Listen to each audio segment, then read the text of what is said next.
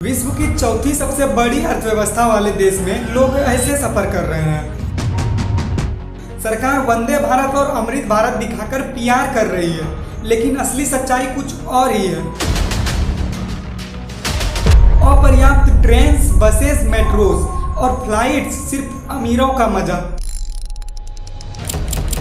ट्रेनें इतनी भरी हुई कि सांस लेने तक की जगह नहीं।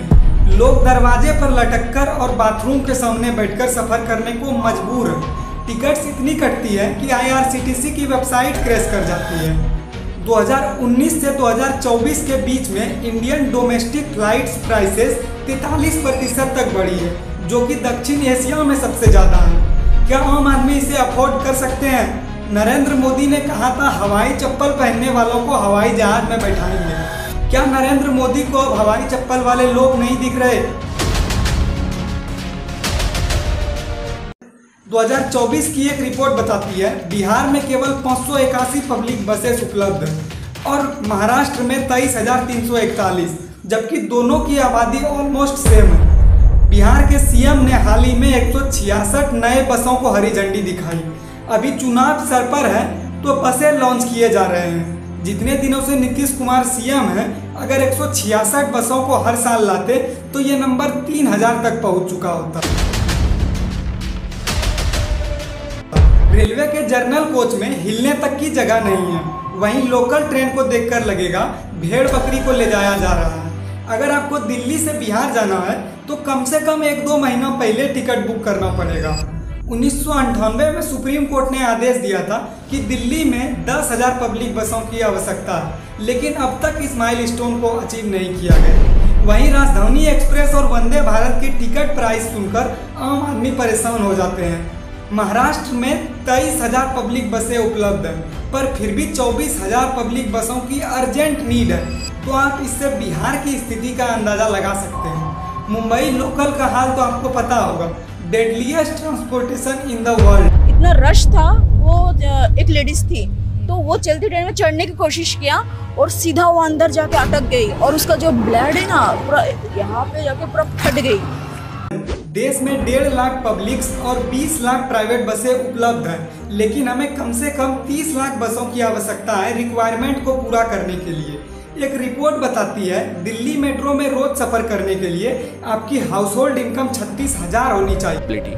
For one person to travel by metro, it requires that the family income has to be at least 36,000 for the household per month. And this kind of income very few households have in our cities.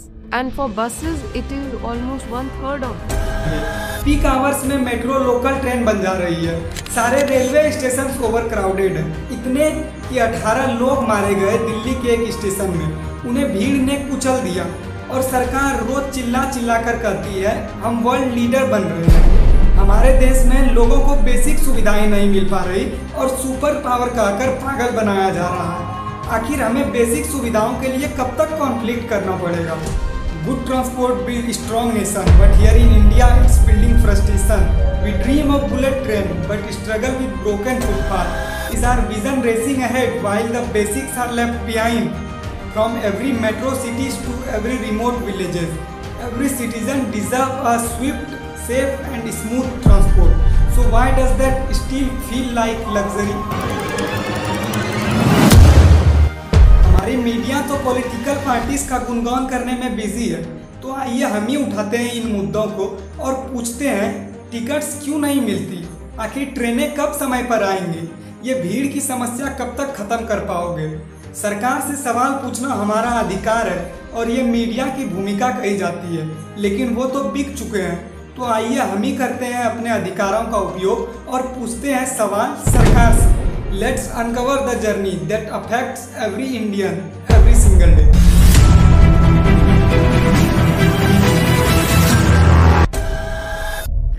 तो देखिए, transportation किसी भी देश के विकास को दिखाता है और अगर लोगों को कहीं जाना हो तो उन्हें पब्लिक ट्रांसपोर्ट की मदद लेनी ही होगी।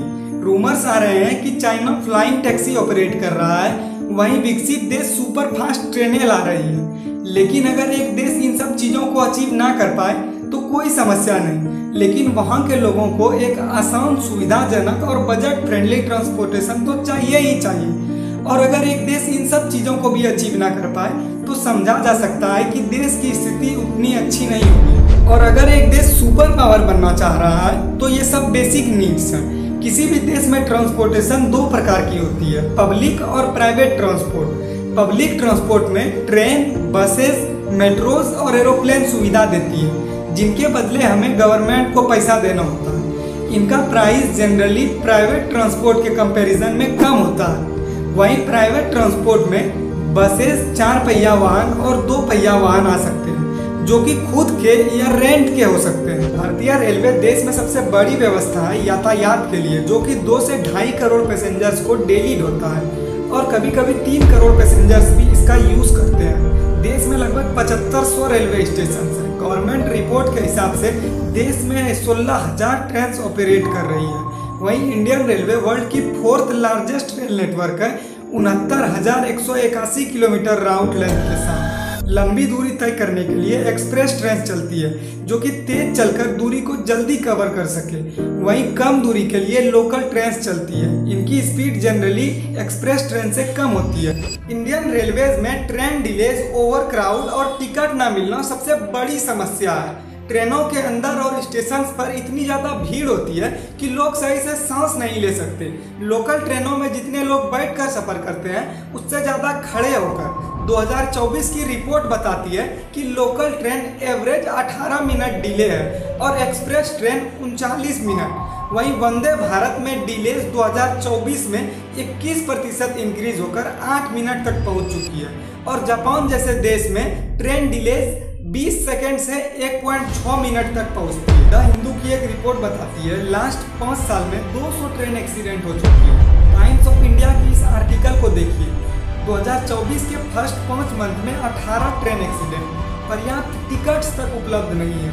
अगर आपको टिकट चाहिए तो मोस्ट ऑफ द सिनारियोज में 1 महीना पहले टिकट बुक करना पड़ेगा और इमरजेंसी के केस में आपको बाथरूम के पास बैठकर ही सफ़र करना पड़ेगा। मुंबई, जो वर्ल्ड की सबसे बड़ी सिटी में आती है, वहाँ के लोग अपनी जान पर खेलकर सफ़र करने को मजबूर है। बिहार की रेलवे कंडीशन तो कुछ अलग ही है। फेस्टिवल्स और एग्जाम टाइम में ओवरक्राउड पीक पर पहुंच जाता है। इसका साफ संकेत है कि ट्रेनों की भारी कमी है। बिहार में रेलवे की हालत भी अब तेजी से बदल रही है। आज बिहार में वर्ल्ड क्लास वंदे भारत ट्रेनें चल रही हैं।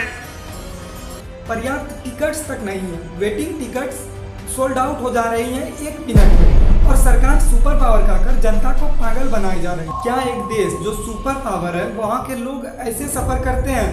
हमारी मीडिया तो असली सवाल उठाती ही नहीं और जो सवाल पूछते हैं उन्हें बाइस्ड या देश विरोधी कहकर गलत साबित कर दिया जाता है।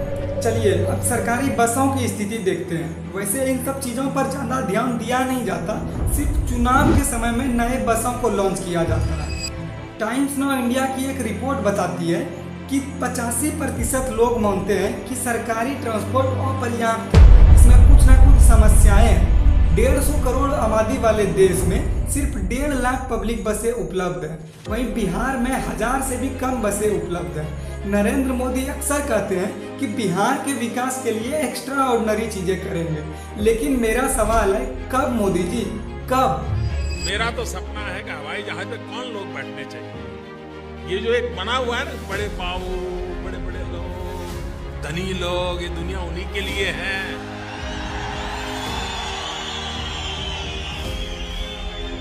इस देश की जो सुविधाएं अमीरों को प्राप्त हैं, वो मेरे देश के गरीब को भी मिलनी चाहिए।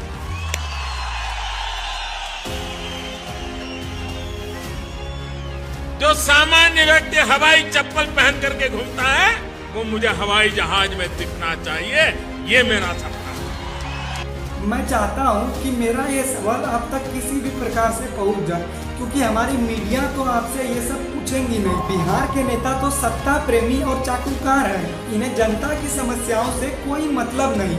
नितिन गडकरी ने हाईवेज तो बनवा दिए, लेकिन ट्रांसपोर्टेशन मंत्रालय बसें नहीं ला पा रहा। लोग 4-5 गुना ज़्यादा किराया देकर बसों में सफ़र कर रहे हैं, लेकिन इस पर कोई बात नहीं करेगा। और बस देरी से आने से समय जो है वो खराब होता जा रहा है। और वो जो चलो ऐप है उस पर कभी कभी अंदाजे बस टाइम दिखाता है, बट वो एक्चुअल टाइम कभी रहता नहीं है। In a city where time is money, every minute waiting feels like a setback. Prior to COVID, the waiting period of these buses were 10 to 20 minutes, but as of now, the waiting period has increased to 30 to 40 minutes. अब आप सोचेंगे transport की समस्या इतनी भी बड़ी नहीं है, ठीक है, तो चलिए अब मेट्रोज की हालत देखते हैं। पीक आवर्स में मेट्रोज लोकल ट्रेन्स बन जा रही है। देश के मात्र 20 शहरों में मेट्रो है और उसमें भी कनेक्टिविटी की समस्या। बिहार में मेट्रो लाने की बात 6 साल से हो रही है।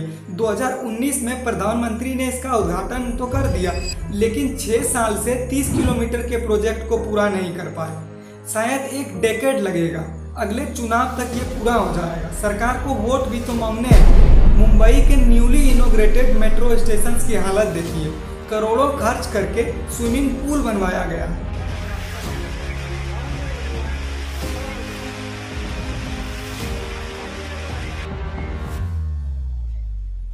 भारत की हवाई यात्रा अब जरूरत नहीं लग्जरी बन चुकी है। आइए इसके भी पन्ने उल्टाते हैं। देश में 487 एयरपोर्ट है, लेकिन सिर्फ 148 ही ऑपरेशनल है। बाकी के प्लेग्राउंड और स्टेडियम का काम कर रही है। वहीं छोटे शहरों में उड़ानों की कमी और महंगे टिकट्स हवाई यात्रा को असंभव बना रहे हैं। फ्लाइट डिले, कैंसिलेशन और ओवर बुकिंग अब एक आम बात हो चुकी है। एयरलाइंस का सारा फोकस कमाई पर है, न कि सुविधा पर। उड़ान स्कीम ने वादा किया था उड़े देश का आम नागरिक, लेकिन सवाल है कितने आम नागरिक वाकई उड़ पा रहे हैं। 619 राउट्स को शुरू किया गया था उड़ान स्कीम के तहत, लेकिन फरवरी 2022 की रिपोर्ट बताती है कि मात्र 323 राउट्स ऑपरेशनल है। 2023 में कांग्रेस नेता मल्लिकार्जुन खड़गे ने कहा था कि 93% उड़ान स्कीम के राउट्स बंद पड़े हैं। आम आदमी को सिर्फ झूठ और जुमला मिलता है। वंदे भारत, बुलेट ट्रेन और कुछ बढ़िया बसों को आईना बना दिया जाता है। जब तक भारत की हवाई यात्रा आसान, सुविधाजनक और सस्ता नहीं होता, तब तक भारत की एविएशन तरक्की अधूरी ही रहेगी। ये सब मेरी पर्सनल समस्याएं हैं, इसीलिए मैं ये वीडियो बना रहा हूँ ताकि कोई सुन ले। मैंने आज तक अपने राज्य में पब्लिक बसें नहीं देखी हैं, सिवाय पॉलिटिशियंस की रैली में पब्लिक्स को ढोते। अब दूसरी तरफ प्राइवेट ट्रांसपोर्ट, कम दूरी तय करने के लिए सबसे किफ़ायती सुविधा है। कोई भी कम दूरी तय करने के लिए पब्लिक ट्रांसपोर्ट में धक्के खाना नहीं चाहता। जब हम प्राइवेट ट्रांसपोर्ट की बात करते हैं तो भारत में इसकी मांग तेजी से बढ़ रही है। 2024 की एक रिपोर्ट बताती है 2.5 करोड़ नई गाड़ियां बिकी भारत में। सिर्फ पैसेंजर कार्स की बिक्री 43 लाख तक पहुंच चुकी है। लोग पब्लिक ट्रांसपोर्ट की जगह प्राइवेट ट्रांसपोर्ट चुन रहे हैं, जिसका कारण है सुविधा और स्वतंत्रता। लोग चाहते हैं उन्हें किसी भी समय का इंतजार न करना पड़े, भीड़ में सफर न करना पड़े, यात्रा का पूरा कंट्रोल उनके हाथ में हो। लेकिन इसके पीछे छुपा है एक गंभीर समस्या, ट्रैफिक और प्रदूषण। आज दिल्ली, मुंबई, बेंगलोर जैसे शहरों में लोग ट्रैफिक में फंसकर घंटों बर्बाद कर रहे हैं। साथ ही भारत वर्ल्ड की 4th लार्जेस्ट इकोनॉमी के साथ तीसरा सबसे बड़ा ग्रीन हाउस गैस उत्सर्जक देश बन चुका है, जिसमें प्राइवेट ट्रांसपोर्ट का एक बड़ा कंट्रीब्यूशन है। तो सवाल है, क्या प्राइवेट ट्रांसपोर्ट हमारे लिए वरदान है या संकट? अगर समय रहते हमने बेहतर पब्लिक ट्रांसपोर्ट, इलेक्ट्रिक वाहनों और स्मार्ट ट्रैफिक सिस्टम पर ध्यान नहीं दिया तो आने वाले समय में यह सर्वाइकल का सबसे बड़ा खतरा बन सकता है। अगर देश को विश्व स्तर की बेहतर यातायात सुविधाएं चाहिए तो यह देश के लिए बहुत आसान हो सकता है, लेकिन इसमें नागरिकों की सबसे बड़ी भूमिका होगी। और ऐसा मैं क्यों कह रहा हूँ, आगे वीडियो में देखिए। सबसे पहले पब्लिक ट्रांसपोर्ट के निवेश को 3 गुना तक बढ़ाया जाए और इसकी ट्रांसपेरेंसी पर विशेष नज़र रखा जाए। अगर मंत्रालय के पास बजट होगा तभी ये कुछ कर सकते हैं। सरकारी बसों की संख्या को 3 से 4 गुना तक बढ़ाया जाए और देश के सभी गाँव से सभी शहरों तक इसे जल्द से जल्द उपलब्ध कराया जाए। मेट्रो के काम को 2 गुना तेजी से बढ़ाया जाए और देश के सभी राज्यों में मेट्रो को जल्द से जल्द पहुँचाया जाए। एक्सप्रेस ट्रेन और लोकल ट्रेनों की संख्याओं को बढ़ाया जाए और अगर इन सब चीज़ों में बढ़ोतरी होती है तो हमारे लोगों को काम भी मिलेगा। सरकार कैंपेन चलाए लोगों को पब्लिक ट्रांसपोर्ट यूज़ करने के लिए, और बस मिल गया हमें हमारे सपनों का ट्रांसपोर्टेशन। ये सुनने में जितना आसान था उससे कहीं ज़्यादा आसान रियलिटी में भी है। अगर मंशा हो तो इस माइलस्टोन को 1-2 साल में अचीव किया जा सकता है, पर क्या सरकार वाकई में ऐसा करेगी? जवाब है हाँ, उन्हें करना पड़ेगा। बहुत झेल ली असुविधा, ट्रांसपोर्टेशन को चुनावी मुद्दा बनाई, सोशल मीडिया पर ट्रेंड चलाई, ये देश हमारा है और हमारी मांगों को पूरा करना सरकार का काम, और जो सरकार हमारी मांगें पूरी नहीं कर सकती उन्हें इस सत्ता में रहने का कोई अधिकार नहीं। अपनी भूमिका को समझिए और पूछिए सवाल सरकार से। आप क्या सोचते हैं, कैसे इस व्यवस्था को सुधारा जाए? कमेंट में अपनी राय जरूर लिखें। तब तक के लिए धन्यवाद। मिलते हैं नेक्स्ट वीडियो।